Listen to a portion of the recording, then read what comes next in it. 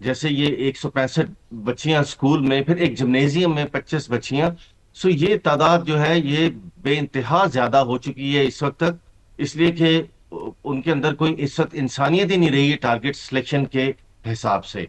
सो आपका जो सवाल था कि क्या कोई रूल्स, ऑब्वियसली जेनेवा कन्वेंशन के तहत एक बड़ी स्ट्रिक्ट एक रूल्स हैं कि किस तरह की टारगेटिंग करनी चाहिए, लेकिन आप अमेरिका और इसराइल से, इसराइल ने तो देखिए 60-70 हजार जो पैलेस्टीनियंस को किया था उनको शहीद, तो उसमें बच्चों और ख्वातीन की तादाद तो ज्यादा है। उन्होंने हॉस्पिटल्स पे अटैक किए, ये तेहरान पे हॉस्पिटल्स पे अटैक कर रहे हैं, बाकी सारे शहरों में। अब आप बताएं हॉस्पिटल में जहां पे मरीज किस बिल्कुल। बुरी हालत में लेटे हों, तो शायद साहब उसमें जो इन अटैक वॉर हुआ होगा। क्राइम्स के लिए इनको इंसाफ के कटहरे में कैसे लाया जा सकता है, एक तो ये बात, दूसरी तरफ जाहिर है अब ये जंग प्रोलॉन्ग हो चुकी है, कहाँ जाता देख रहे हैं आप इस जंग को? सिवाय चंद रहनुमाओं के ईरान की तकरीबन तमाम क़यादत खत्म हो चुकी है इस वक्त। अब शहरी मुसलसल मारे जा रहे हैं, यानी कि सिविलियन, जैसे कि हम बात भी कर रहे हैं। अब क्या नजर आ रहा है आपको कि मिस्टर ट्रंप का बज़ाहिर कोई रोड मैप दिखाई देता है आपको? जाहिर है जी, मिस्टर ट्रम्प के रोल पे तो मैं अभी आऊंगा, और कांग्रेस इनके साथ अब जो कर रही है उनके इत्तेहादी, but I will tell you कि जब आपने कहा था कि क्यादत मारी जा चुकी है, दो तरह की जंगें होती हैं। एक होती है वॉर ऑफ सर्वाइवल और एक होती है वॉर ऑफ चॉइस। जो वॉर ऑफ सर्वाइवल होती है जो ईरान कर रहा है, इसमें जो सेवटी होता है वो लीडरशिप नहीं होती है, वो सिटीजन्स का नेशनलिज्म होता है। एक बड़े मशहूर थे यूनाइटेड स्टेट एयरफोर्स के कर्नल जॉन वार्डन, उन्होंने एक थ्योरी दी थी, 5 रिंग थ्योरी कहते हैं, जो गल्फ वॉर में अप्लाई हुई थी। उस थ्योरी के मुताबिक सेंटर में लीडरशिप होती है, उसके बाद फाइनेंशियल इंस्टीट्यूशन, फिर इंफ्रास्ट्रक्चर, फिर होते हुए जो मिलिट्री डिप्लॉयड होती है फील्ड में वो है। तो वो कह रहा है कि इस रिंग्स को इस हिसाब से हमें डिस्ट्रॉय करना चाहिए और सबसे पहले लीडरशिप को करना चाहिए। इन्होंने यही फिलॉसफी यहाँ अप्लाई करने की कोशिश की है, नॉट रियलाइजिंग कि ये वॉर ऑफ चॉइस नहीं थी ईरान में जिसमें लीडरशिप एलिमिनेट हो जाती तो खत्म हो जाता। वॉर ऑफ चॉइस है नेतन्याहू की और प्रेसिडेंट ट्रम्प की, यानी कि अगर उनकी लीडरशिप को मार दिया जाए तो ये जंग खत्म हो जाएगी, बिकॉज वो वॉर ऑफ चॉइस है। इन्होंने क्या किया, इन्होंने डिसेंट्रलाइज्ड अपनी कर दी थी कमांड स्ट्रक्चर ईरानियंस ने, बिकॉज इनको मालूम था कि सबसे पहले लीडरशिप हिट होगी। अब वो जो डिसेंट्रलाइज्ड लीडरशिप हो गई है और वो 4th-5th लेयर तक चली गई है, उसमें यह है कि सारी डिसीजन मेकिंग और जॉइंट एफर्ट मुख्तलिफ लेयर्स और मुख्तलिफ, ये उन्होंने इसलिए किया था, उनको मालूम था कि डिसीजन जो हैं वो उसके बावजूद जिस तरह के डिसाइड हो चुके हैं वो लिए जाते रहे। ईरान को चूंकि बहुत ज्यादा डिस्ट्रक्शन का सामना है, इसलिए उन्होंने तो ये इस वक्त उनका डिसीजन ये है कि वो किसी किस्म के मुज़ाकरात नहीं करेंगे। प्रेसिडेंट ट्रंप ने एक फिर गलत बयान दिया है कि वो ईरानियन मुज़ाकरात चाह रहे हैं और वो नहीं करेंगे। ईरानियन ने बिल्कुल इस तरह की स्टेटमेंट नहीं दी।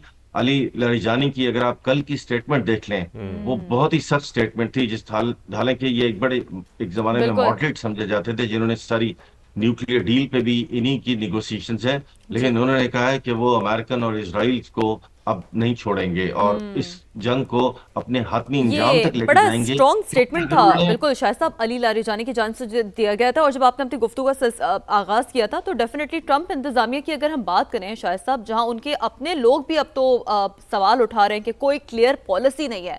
सदर ट्रंप जो कि कल तक एक बड़ी नकलें शक्लें उतारते थे और कभी डांस, लेकिन अभी जो बॉडी लैंग्वेज है उनकी मुकम्मल तौर पर चेंज हो गई है, बड़े संजीदा और बजाय परेशान भी है। तो सबसे पहले एक रिपोर्ट दिखाते हैं और फिर डिस्कशन के सिलसिले को यहीं से आगे बढ़ाते हैं।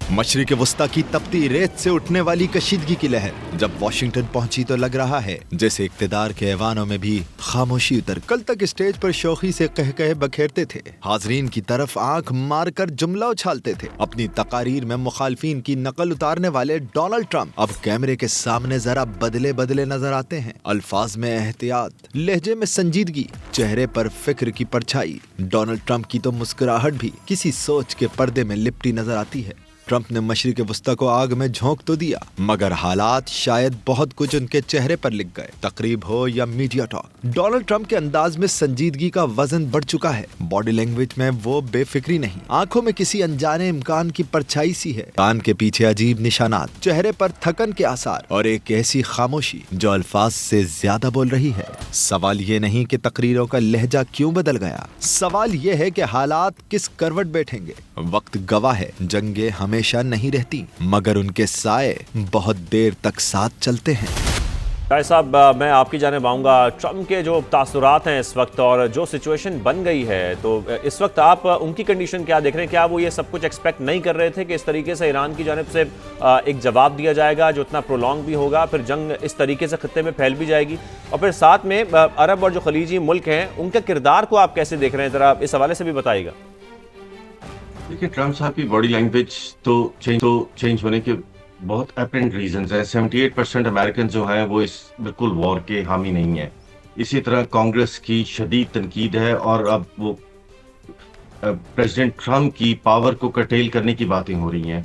सो ये, और आप जानते हैं कि जो इनके सीआई था या पेंटागन था, ये यानी कि इन्होंने जो वॉर गेमिंग की थी या इनके जो एनालिसिस थे वो भी इस चीज़ के खिलाफ थे कि अमेरिका को इस वॉर में जाना चाहिए। लेकिन शायद वो कुव्वतें जो नेतन्याहू को भी वॉर की तरफ आमादा करती हैं, उन्हीं कुव्वतों ने प्रेसिडेंट ट्रम्प को भी मजबूर किया, और वो कुव्वतें क्या हैं, दिस इज एनीबॉडीज गेस।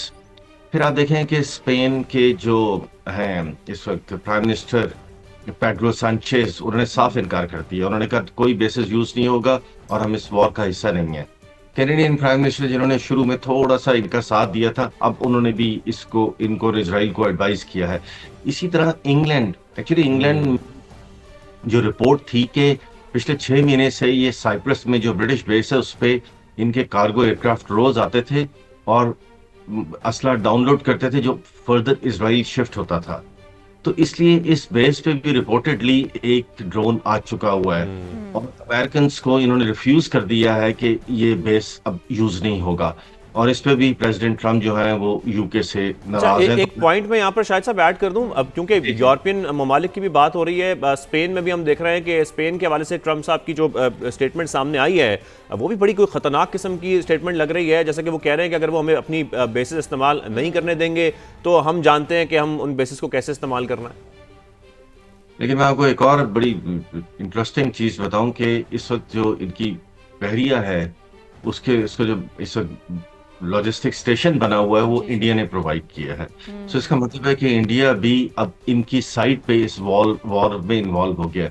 सो कौन से कंट्रीज हैं जिनको हम देख सकते हैं कि apparently, like France, Germany, England, Australia, Israel, America and now India. So they are ये वो हैं कि जो अल्टीमेटली सारे इसमें एक कैंप की शक्ल इख्तियार कर लेंगे अल्टीमेटली। तो अमेरिका का प्रेशर बहुत ज्यादा होता है, लेकिन इंडिया ने बहुत कुछ खोया है।